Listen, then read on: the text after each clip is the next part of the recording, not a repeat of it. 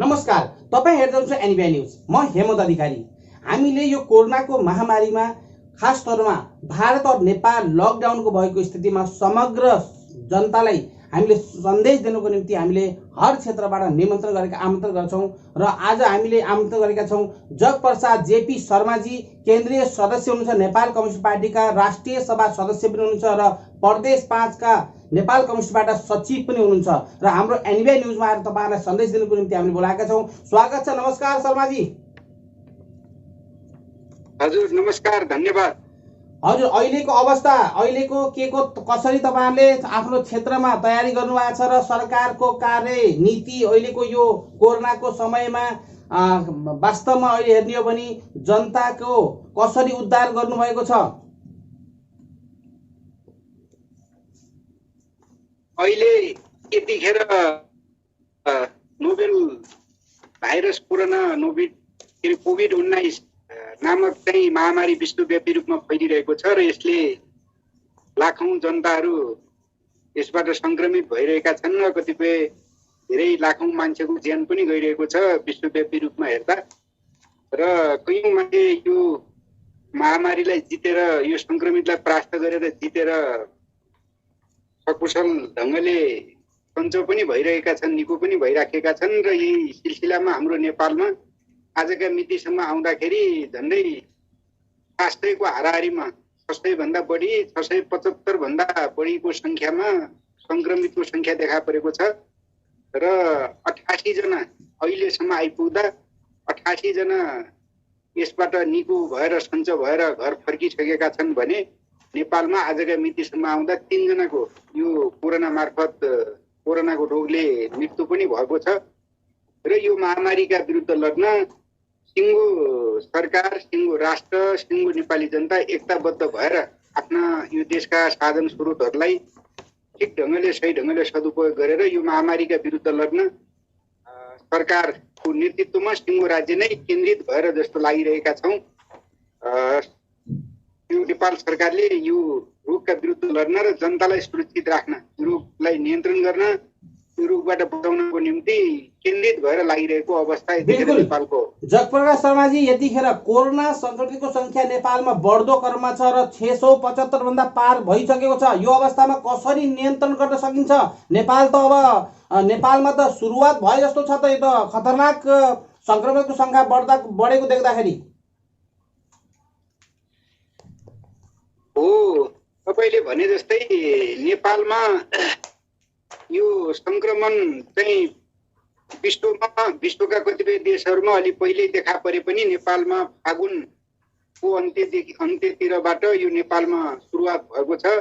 र खास गरी नेपालको प्राकृतिक यहाँको अवस्था, ठाउँ भूगोल, यहाँको हावापानी र नेपालीहरूको इम्युनिटी पावर, यो रोगका विरुद्ध लड्ने जुन क्षमता, इम्युनिटी पावर जो छ, त्यसका कारणले नेपालमा विश्वका अन्य देशहरूको तुलनामा जस्तो कम संक्रमित भएको पाउँछौँ यतिखेर, यसको मृत्यु संख्या हेर्दाखेरि पनि जस्तो नगण्य नै छ एकातिर हेर्दा भने। अर्कोतिर अहिले खास गरी प्रदेशबाट, विदेशका कतिपय देशहरूबाट र भारतबाट अलि संक्रमितको संख्या र भारतबाट समयमै हामीले नेपाल आउन चाहने प्रवासी नेपालीहरूलाई, भारतमा काम गर्ने, मजदुरका रूपमा काम गर्न गएका नेपालीहरूलाई समयमै ल्याउन नसक्दाखेरि अहिले संक्रमित बढिराखेको अवस्थामा आउने स्थिति जो बन्यो, यसले अलिकति संख्या बढेको देखा परेको सत्य हो। र यसलाई नियन्त्रण गर्नका निम्ति हामीले आम जनतालाई सचेत बनाउने, सावधानी अपनाउन जस्तो सुसूचित गर्ने र त्यसको साथसाथै यसमा संक्रमित भएका, यो रोगले संक्रमित भएका उहरूलाई क्वारेन्टाइनमा राख्ने र यसको ठिक ढङ्गले जस्तो टेस्ट गर्ने र संक्रमित भइसकेकाहरूलाई यसको आइसोलेसनमा राखेर उपचार गर्ने र यसका कतिपय घरेलु व्यवहारिक जस्तो यसका उपचारहरू गर्ने ढङ्गले पनि जस्तो हामीले सुरु गरेका छौँ र यसलाई नियन्त्रण गर्न कोसिस पहल गरिराखेका छौँ। र त्यसको साथसाथै सरकार, निजी क्षेत्र, आम जनता, यो सबैले एकताबद्ध भएर यो रोगबाट पहिला यसको रोकथाम गर्ने, यो रोगको लागिसकेपछि नियन्त्रण गर्ने र यसको उपचार गर्ने प्रक्रिया हामीले अगाडि बढाइराखेका छौँ। र सिङ्गो राज्य नै एकताबद्ध भएर, सरकार, यहाँका सबै राजनीतिक पार्टीहरू एकताबद्ध भएर लाग्दा लागेको स्थितिमा यसलाई हामीले नियन्त्रणको प्रक्रिया पनि अगाडि बढाइराखेका छौँ। बिल्कुल। जगप्रसाद शर्माजी यहाँ जो छ अहिले प्रदेश 5 का सचिव नेपाल कम्युनिस्ट पार्टीबाट र उहाँ जो छ नेपाल कम्युनिस्ट पार्टीका केन्द्रीय सदस्य पनि हुनुहुन्छ र प्रदेश राष्ट्रिय सभा सदस्य पनि हुनुहुन्छ र मुख्यमन्त्रीजीको तपाईसित के निर्देश दिशानिर्देश भएको छ, तपाईँको आपसमा के समन्वय भएको छ र तपाईँको अहिलेको योजना के कस्तो भएको छ, राहतको व्यवस्था के कसरी गर्नुभएको छ, खास तौरमा तपाईँले आफ्नो जहाँ जुन क्षेत्रमा तपाईँ बस्नु भएको छ त्यो क्षेत्रमा? 5 नम्बर प्रदेशमा खास गरी अलि लामो सीमा, लामो भूगोल भारतसँग सटेको छ। झन्डै 408 किलोमिटर 408 किलोमिटर भूभाग सीमा बोर्डरमा रहेको छ। 5 नम्बर प्रदेशको बर्दियाको पश्चिम भागदेखि नवलपरासीको सुस्तासम्म आउँदा 408 किलोमिटर भूभाग सीमा क्षेत्रमा रहेको कारण त्यहाँबाट भित्रिने त्यहाँका मुख्य नाकाहरू जस्तो भैरवा सुनौली नाका, रूपैडिया नाका, यता कृष्णनगर नाका लगायत ठुला महत्त्वपूर्ण नाकादेखि लिएर अन्य थुप्रै साना छोटी नाकाहरूदेखि लिएर धेरै ठाउँहरूबाट नेपालीहरू रात बिरात भित्र प्रवेश गर्ने प्रक्रिया चल्दाखेरि यसले अलि निश्चय पनि जस्तो समस्या पैदा गरेको छ र अहिलेसम्म आउँदा 5 नम्बर प्रदेशमा संक्रमितको संख्या 288 पुगेको छ। 5 नम्बर प्रदेशमा मात्रै। यसबाट फेरि सन्चो हुने, निको हुने पनि संख्या त्यत्तिकै बढेको छ। अहिले आजका मितिसम्म आउँदा 33 जना यसबाट सन्चो भएर घर फर्किनु भएको छ र 2 जना, एकजना नेपालगञ्ज बाँके नेपालगञ्जको र एकजना गुल्मीको 2 जना यो संक्रमितलाई उपचार गर्दा गर्दै हामीले बचाउन सकेका छैनौँ र यो यहाँको यो संक्रमित सबैलाई यो रोगका विरुद्ध लड्नका निम्ति झन्डै 30,000 बढी क्वारेन्टाइनहरू प्रदेशभरि निर्माण भएका छन् र आएका यसबाट संक्रमित पहिचान गर्नको निम्ति सम्भावित संक्रमितहरूलाई पहिला 30,000 को संख्यामा तयार पारिएका क्वारेन्टाइनहरूमा राख्ने, त्यसपछि तराईका जिल्लाहरूमा अलिक बेसी र पहाडका जिल्लाहरूमा त्यही अनुसार त्यहाँको अवस्था स्थिति अनुसार आइसोलेसनहरू तयार गर्ने र त्यहाँका सरकारी अस्पतालहरू र कतिपय सम्भव भएका निजी अस्पतालहरू समेतलाई उपयोग गरेर उपचार गर्ने प्रक्रिया पनि हामीले अगाडि बढाइराखेका छौँ र त्यसको साथसाथै 5 नम्बर प्रदेशमा अहिले सबै 5 नम्बर प्रदेश मात्रै भन्दा पनि देशकै एउटा एपिसेन्टर जस्तो रहेको झन्डै धेरै ठुलो संख्यामा बाँकेको नरैनापुर गाउँपालिकामा ठुलो संख्यामा संक्रमितको संख्या त्यहाँ रहेको छ र त्यसको उपचार प्रक्रिया पनि त्यही ढङ्गले अगाडि बढाइएको छ र त्यहाँबाट झन्डै 23-28 जना त्यहाँका संक्रमितहरू सन्चो भएर फर्किसकेको अवस्था पनि छ र खास गरी ती भएका साधन स्रोतहरूलाई एकीकृत केन्द्रीकृत ढङ्गले प्रयोग गर्ने र सङ्घीय सरकारलाई पनि विशेष ढङ्गले अनुरोध गर्ने ढङ्गले त्यहाँको स्थानीय सरकार, प्रदेश सरकार र त्यहाँको पार्टीले यो प्रक्रिया अगाडि बढाइराखेको छ। बिल्कुल। जगप्रसाद शर्माजी, खास तौरमा प्रवासको विषयलाई मैले सोध्न चाहेँ। प्रवासबाट धेरै नेताहरू चाहिँ यहाँबाट सहयोगबाट चाहिँ राजनीतिको चाहिँ आफ्नो मुकाममा पुग्न सफल पनि हुनुभयो र प्रवासलाई जहाँ तक हो अब सरकारले यो यत्रो बेड लगाएर खास तौरमा भारत प्रवास जो कि सीमासित जोडिएको हुँदाखेरि लाखौँ मजदुरहरू अहिले 2 महिना 3 महिनासम्म बिना रोजगार, बिना पैसाको खाना छैन, बहुत समस्या छ र तपाईँले विस्थापित गर्नलाई भित्र्याउनमा धेरै बेर लगाउनु भएन र सरकारको अहिलेको अबको अवस्था के छ? खास तौरमा प्रवासीहरूको धेरै समस्या देखा परेको छ भारत प्रवासमा, त्यो विषयलाई बताइदिनुहोस्। धन्यवाद। तपाईँले एउटा महत्त्वपूर्ण प्रश्न उठाउनु भएको छ। निश्चय पनि यतिखेर जुन भारतमा रहेका प्रवासी नेपालीहरू जो मजदुरी गर्न, यहाँ श्रम बिक्री गर्न र आफ्नो जीविकोपार्जन गर्नका निम्ति श्रम बिक्री गर्न जो प्रवासभरि भारतभरि छरिएर रहेका हजारौं लाखौंको संख्यामा नेपालीहरू यस्तो एउटा अवस्थामा, यो महामारीको अवस्थामा देशभित्र फर्किने, आफ्नै जन्मभूमिमा फर्किने, आफ्नै गाउँ, आफ्नै ठाउँ, आफ्नै जिल्ला र आफ्नै जन्मथलोमा फर्किने एउटा इच्छाका साथ भित्र फर्किन आउन जो कोसिस गरिराख्नु भएको छ, उहाँहरूलाई सकेसम्म व्यवस्थित गरेर र यो रोगबाट पनि बचाउँदै, यो महामारीबाट पनि बचाउँदै व्यवस्थित ढङ्गले भित्र ल्याउने सरकार र पार्टीले सोचिरहेको छ र योजना बनाइरहेको छ। तर यसरी जुन ठुलो परिमाणमा ठुलो सङ्ख्यामा थुप्रो सङ्ख्या हजारौं लाखौंको सङ्ख्या प्रवासमा जो छ भारतमा जो छ त्यो सङ्ख्या एकैपटक यस्तो महामारीको बेला एकैपटक आउन खोज्दा त्यसलाई व्यवस्थित गर्ने निश्चय पनि हाम्रो राज्यका सरकारका पार्टीका सीमाहरू यो राज्यकै आफ्ना सीमाहरू साधन स्रोतका हिसाबले सीमाहरू छन्। यो सारा सबै हुँदाहुँदै पनि सकभर प्रवासभरि छरिएर भित्र आउन रहेका र भित्र आउन खोजिरहेका आम प्रवासी नेपालीहरूलाई हामीले भित्र ल्याउने देशभित्र ल्याउने योजना बनाइराखेका छौँ, ल्याउने कोसिस गरिराखेका छौँ। भलै मिलेको छैन, दाजुभाइ दिदीबहिनीहरूले धेरै दुःख पाउनु भएको छ, त्यसमा हामीलाई दुःख लागेको छ। हामीले कोसिस गरिराखेका छौँ सकभर ती नेपालीहरू जो भित्र आउन खोजिराख्नु भएको छ उहाँहरूलाई सकुशल ढङ्गले भित्र ल्याउने र रोगबाट बचाउने र आफ्नो ठाउँमा पुर्याउने एउटा सरकारको पार्टीको र हाम्रो राज्यको योजना छ। र यो योजनालाई पुरा गर्न खोज्दा खोज्दै पनि हामीले सोचे अनुसार चाहे अनुसार पुरा गर्न सकेका छैनौँ। म आम ती प्रवासी नेपालीहरू जो भित्र आउन खोजिराख्नु भएको छ उहाँहरू सबैलाई अनुरोध गर्न चाहन्छु कि केही समय लाग्न सक्छ, केही ढिला हुन सक्छ, तर पनि आफ्नो एउटा ठाउँमा भूमिमा फर्किनको निम्ति हामीले ल्याउनको निम्ति हामीले हरदम कोसिस सबै उपायको खोजी गरेर ल्याउने पहल गरिराखेका छौँ हामीले। म यही सन्देश आम नेपालीहरूलाई प्रवासी नेपालीहरूलाई यो सन्देश दिन चाहन्छु। बिल्कुल। अहिले खास तौरमा जगप्रसादजी अब आउने बजेटमा खासमा सरकारको के कस्तो तयारी छ र कुन कुन क्षेत्रमा बजेटको अहिले मुख्य भूमिका रहन्छ र धेरै स्वास्थ्य क्षेत्रमा देखा परेको छ र अरू कुन कुन क्षेत्रमा बजेटको तयारी छ ल्याउने? धन्यवाद। यो पनि अर्को धेरै महत्त्वपूर्ण प्रश्न तपाईले उठाइदिएकोमा तपाईलाई म धन्यवाद दिन चाहन्छु।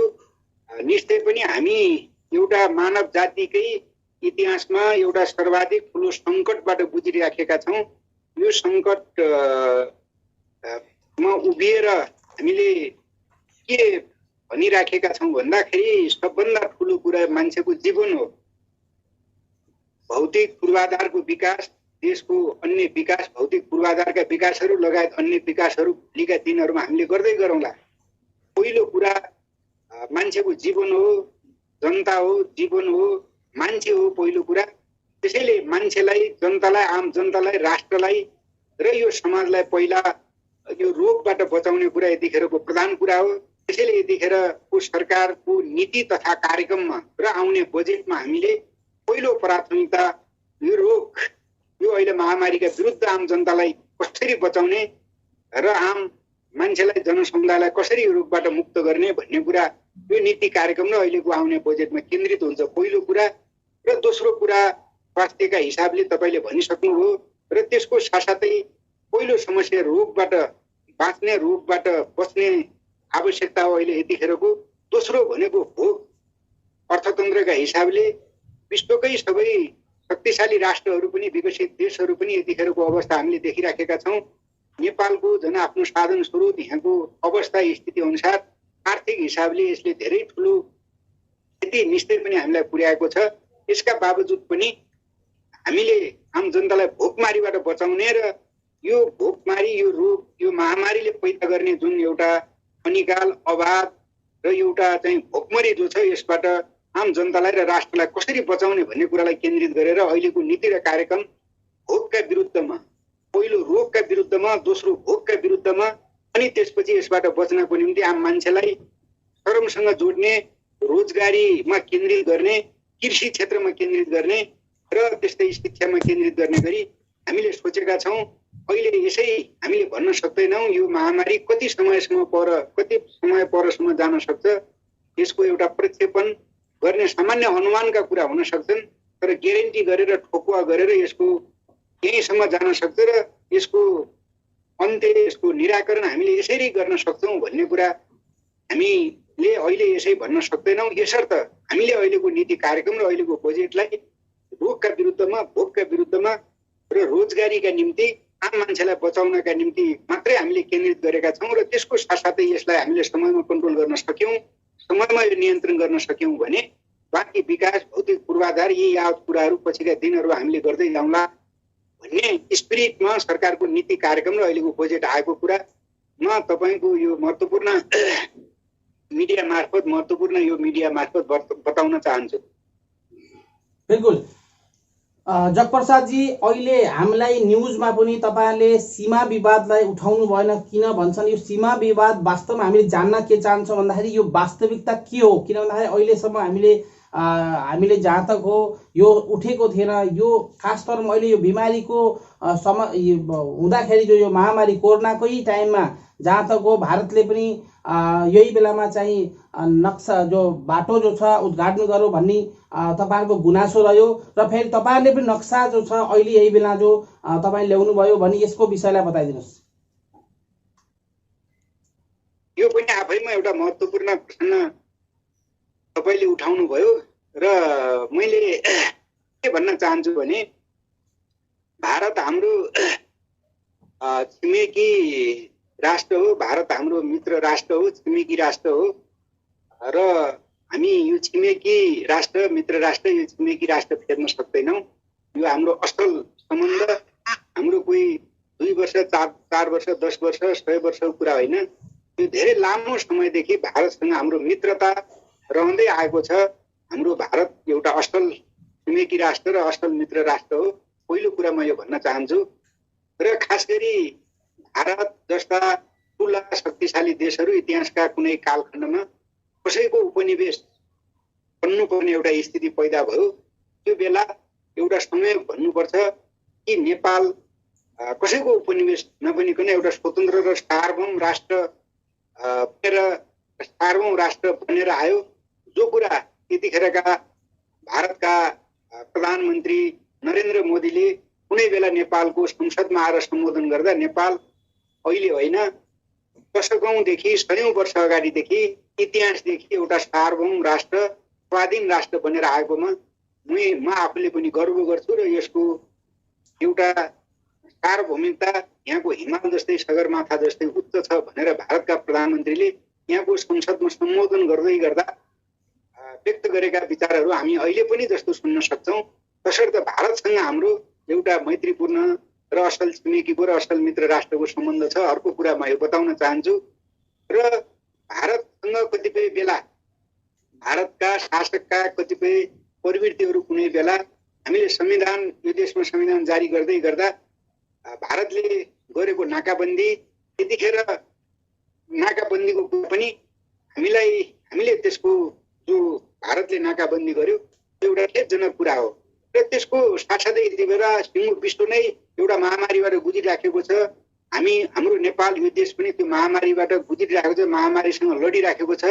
यो बेला नेपालको भूभाग कालापानी, लिपुलेक र लिम्पियाधुरा नेपालका भूभाग हुन्। ती नेपालका भूभागमा भारतले बाटो बनाएर जुन एउटा त्रिदेशीय चाइनाको मानसरोवर जाने बाटो बनाएर उद्घाटन गर्ने जो एउटा स्थिति बन्यो त्यसले हामी सबै सिङ्गो नेपालीलाई दुखी बनाएको छ। सिङ्गो नेपाल राज्यलाई यतिखेर दुखी बनाएको छ। त्यो अर्थमा हाम्रो भूभाग समेटेर हामीले एउटा नक्सा एउटा राष्ट्रिय सहमतिमै जुन अहिले यतिखेर नेपालमा एउटा अभूतपूर्व राष्ट्रिय एकता छ। यो अभूतपूर्व राष्ट्रिय एकताको जगमा उभिएर हामीले एउटा नक्सा सार्वजनिक गरेका छौँ र यसलाई हामीले एउटा वार्ता कूटनीतिक पहलद्वारा यसको हल गर्ने कुरा पनि हामीले अगाडि सारेका छौँ।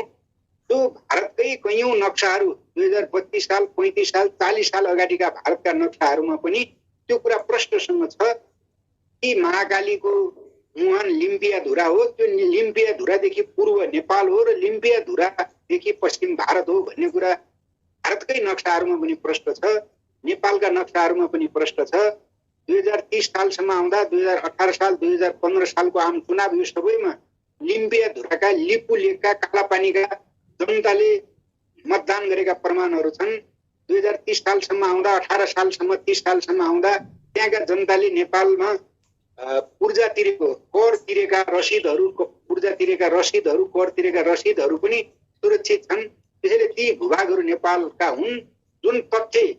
जुन धेरै दर्जनौं तथ्यहरू नेपालसँग यतिखेर छन्। यही भूभागलाई समेटेर हामीले नक्सा सार्वजनिक गरेका हौँ र यसको हल यसको समाधान भलै एउटा स्थिति अवस्थामा नेपालको भूभागमा भारतको सेनाको क्याम्प त्यहाँ रहेको छ त्यहाँ ती क्याम्पहरूलाई त्यहाँबाट कूटनीतिक वार्ता कूटनीतिक पहल र वार्ताद्वारा ती सेना चाहिँ भारतीय भूमिमा नै रहन्, नेपालको भूभागलाई समेटेर हामीले जस्तो नक्सा सार्वजनिक गरेका छौँ र यो समस्याको समाधान हामीले कूटनीतिक पहलद्वारा र वार्ताद्वारा गर्ने उद्देश्यका साथ यो नक्सा हामीले सार्वजनिक गरेका छौँ। यतिखेर जगप्रसादजी, तपाईँहरूको सरकारको जो नीति थियो त्यो नीतिबाट तपाईँहरू भट्कनु भएको छैन र तपाईँले घाँस बाँस कपासको निम्ति र मजदुरलाई विस्थापित गरेर समग्रलाई एकजुटता र समग्रले चाहिँ घाँस बाँसको ग्यारेन्टी दिनेको साथ तपाईँहरू जो सत्तामा आउनुभयो र अहिले त्यो देखा परेको छैन, त्यो विषयलाई के भन्न चाहनुहुन्छ?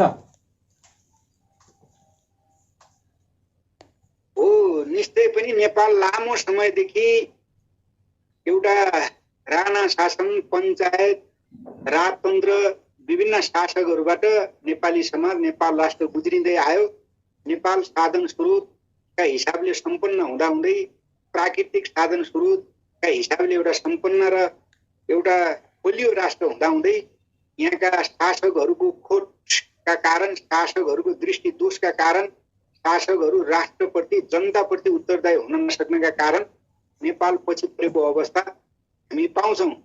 त्यसैले लामो समय नेपालको राज्य सत्तामा परिवर्तनका निम्ति नेपाली जनताले आन्दोलन गरेर आए र त्यो आन्दोलनबाट हामीले सङ्घीय गणतन्त्र प्राप्त गरेका छौँ र यो सङ्घीय गणतन्त्र प्राप्त गरिसकेपछि हामीले यो देशमा पहिलो कुरा जुन नेपालमा 9 महिना 10 महिनामा फेरबदल भइराख्ने सरकारको प्रक्रिया जो थियो त्यसलाई अन्त गरेर एउटा स्थायित्व दिएका छौँ, स्थिरता दिएका छौँ र एउटा अगाडि बढ्ने एउटा आधार तयार पारेका छौँ र नयाँ संविधान बनाएर त्यो संविधान कार्यान्वयनको प्रक्रियामा अगाडि बढाएका छौँ।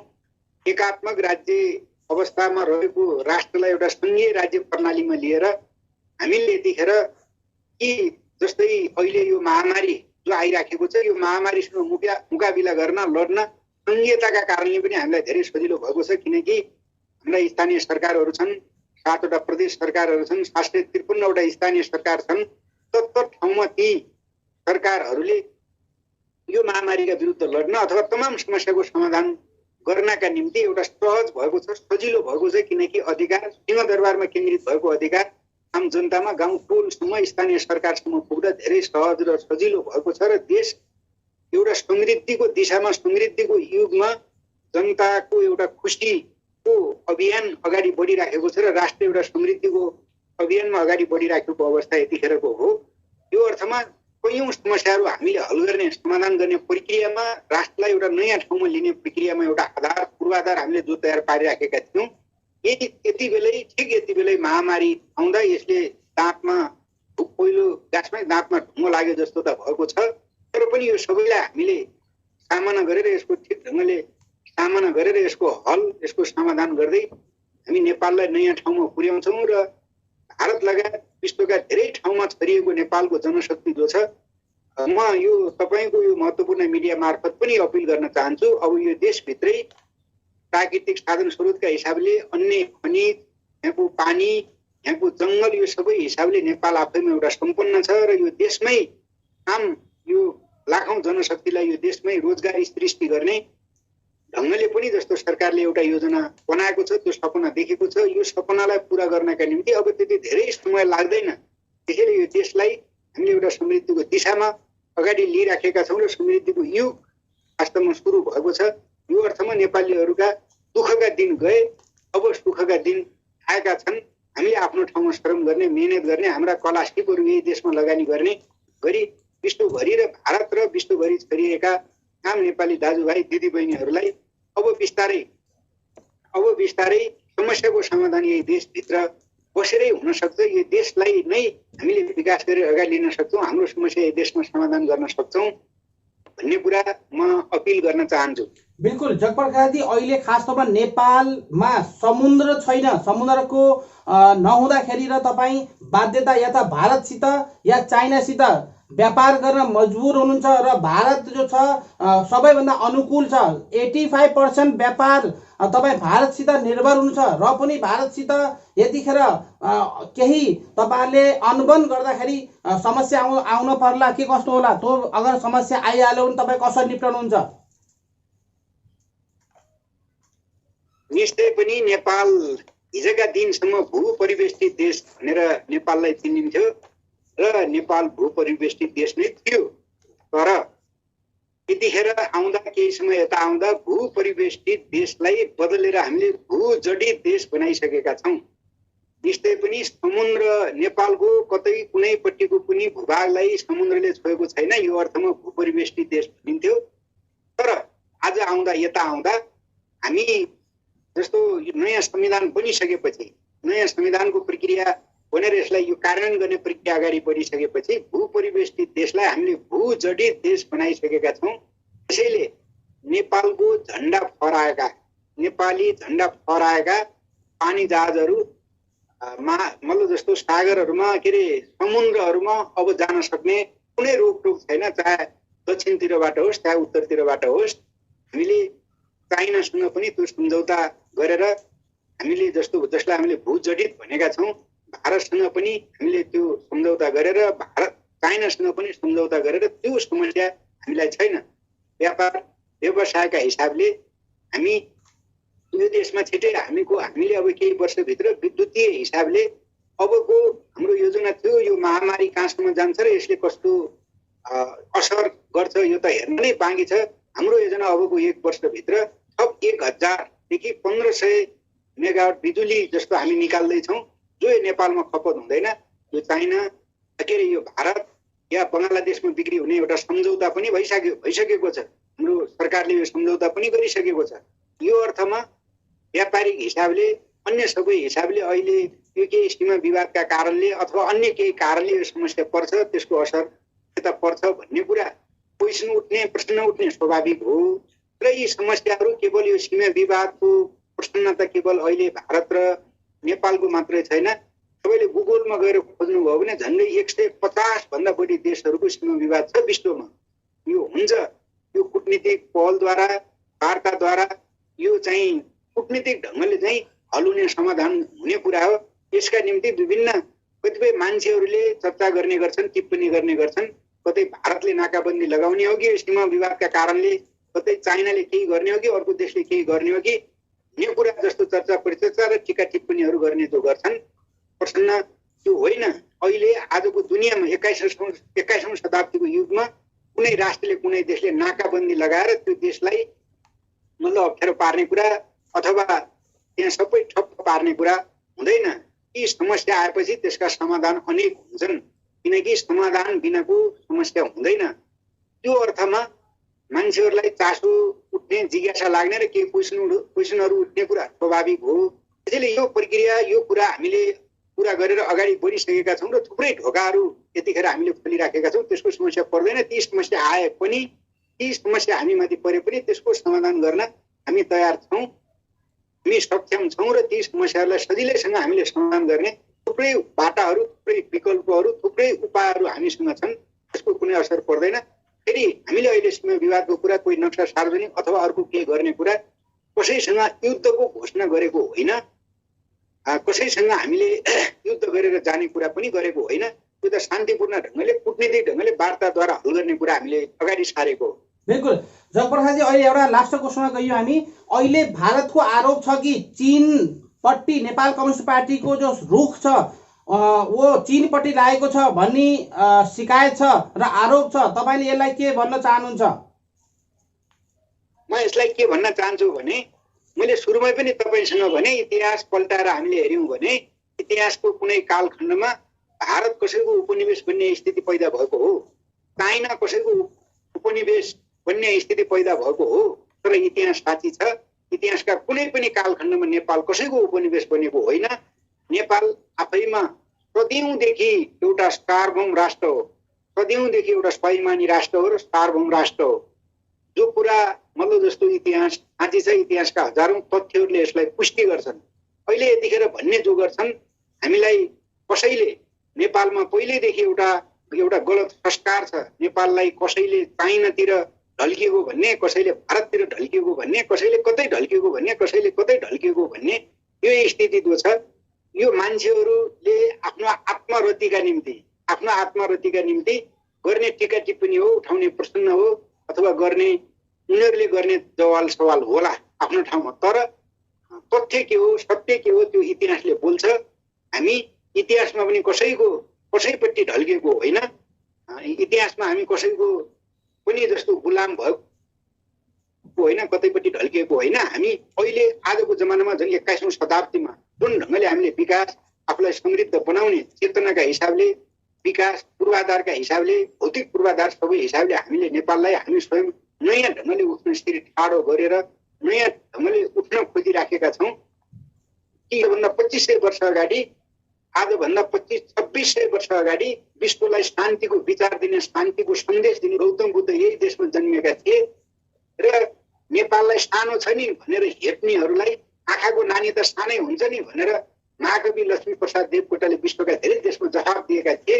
त्यसकारण नेपाल आफैमा एउटा प्राकृतिक हिसाबले सम्पन्न, विश्वका 10वटा अग्ला चुचुराहरू मध्ये 9वटा अग्ला चुचुरा, 9वटा अग्ला हिमालहरू यही देशमा भएको, प्राकृतिक हिसाबले, पर्यावरणीय हिसाबले, खनिज साधन स्रोतका हिसाबले र पानीका हिसाबले नेपाल आफैमा सम्पन्न देश हो। हामी कतैपट्टि ढल्किनु पर्ने या चाइना या भारतपट्टि ढल्किनु पर्ने कुनै अवस्था हाम्रो निम्ति छैन। हामी स्वाभिमानीपूर्वक अगाडि बढ्छौँ र हामी सार्वभौम, हाम्रो राष्ट्र सार्वभौम हो, हामी सार्वभौम छौँ र हामी विकास गरेर यो देश शासकहरूका कारणले अलि पछि परेको कुरा सत्य हो। तर यसलाई पनि अब हामी यो ग्यापलाई पुरा गरेर अबको केही वर्षभित्र यो देशलाई, यो देशको मुहार, यो देशको अनुहार नै हामी बदल्ने एउटा स्पिरिटमा हाम्रो सरकार, हाम्रो पार्टी अगाडि बढिराखेको छ। अबको केही दशक, केही वर्ष र केही दशकपछि यो देशलाई नयाँ बनाउने हाम्रो सङ्कल्प छ, हाम्रो प्रतिबद्धता छ र यो सन्देश सबैको मिडिया मार्फत म दिन चाहन्छु। बिल्कुल, जग प्रसादजीले भन्नुभयो समग्रमा आजसम्म गुलाम नभएको देश नेपाल सानो बेसक छ तर आँखाको नानी चाहिँ छ, आँखाको नानी पनि त सानो हुन्छ भन्ने सन्देश दिनुभयो र भारत या चाइना कहीँ पनि नढल्केर आफ्नो सार्वभौमिक सत्ताको निम्ति आफ्नो स्वतन्त्र मुलुक जहाँ जस्तै अवस्थामा पनि हामी दुःख झेलेर पनि आफ्नो देशलाई जो छ कसरी आफ्नो जनतालाई सहयोग गर्ने र जनतालाई हामीले चाहिँ आत्मनिर्भर बनाउने पट्टि हामी लाग्छौँ भनेर सन्देश दिनुभयो। र जगप्रसादजी, अब हामी अन्तिम समयमा हामी आयौँ र तपाईँले एनबिआई न्युजका दर्शकहरूलाई पनि खास तौरमा सन्देश दिनुहोस्।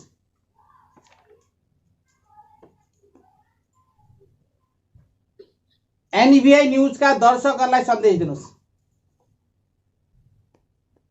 एनबिआई न्युजका सारा सुन्ने श्रोताहरू र दर्शकहरू सबैलाई म हार्दिकतापूर्वक धन्यवाद दिन चाहन्छु। र हामी एउटा ठुलो महामारीबाट जस्तो गुज्रिराखेका छौँ, यसले ठुलो सङ्कट ल्याएको छ। यसले सङ्कट ल्यायो भनेर हामी चिन्तित मात्र कोही नहौँ र यो ठुलो सङ्कटले ठुलो अवसर पनि ल्याएको छ। विश्वभरिका मान्छेहरूको लाइफ स्टाइललाई यसले बदल्नेछ। नयाँ ढङ्गले हाम्रो जीवन कसरी बाँच्ने नयाँ ढङ्गले हामीले सिक्नेछौँ र यो सङ्कट मात्र होइन, यो सङ्कटभित्र, यो सङ्कटबाट हामीले नयाँ अवसर जन्माउनेछौँ र हाम्रा लाइफ स्टाइलहरू, हाम्रा जीवन बाँच्ने तरिकाहरूलाई नयाँ ढङ्गले अगाडि बढाउनेछौँ। यो सन्देश म तपाईँको एनबिआई च्यानल, एनबिआई मिडिया मार्फत यो दिन चाहन्छु। धन्यवाद। बिल्कुल, यहाँ जो छ जग प्रसाद जेपी शर्माजी उहाँ हुनुहुन्छ र केन्द्रीय सदस्य नेपाल कम्युनिस्ट पार्टीका र राष्ट्रिय सभा सदस्य हुनुहुन्छ र प्रदेश 5 का सचिव नेपाल कम्युनिस्ट पार्टीबाट हुनुहुन्थ्यो र तपाईँलाई सन्देश दिनुको निम्ति हामीले आमन्त्रण गरेका थियौँ र हाम्रो एनबिआई न्युजमा आएर तपाईँले सन्देश दिनुभयो, यसको लागि धेरै धेरै धन्यवाद। नमस्कार। तपाईँहरूलाई पनि धेरै धेरै धन्यवाद। तपाईँहरूको यो सफलताको, तपाईँहरूको उद्देश्यमा तपाईँहरू सफल हुनुहोस् भन्ने शुभकामना सहित तपाईँहरू सबैलाई धन्यवाद र हजुर नमस्कार। Subscribe to our channel by clicking the subscribe button. Click the bell button and enjoy the latest uploads from our channel. Subscribe to our channel by clicking the subscribe button. Click the bell button and enjoy the latest uploads from our channel.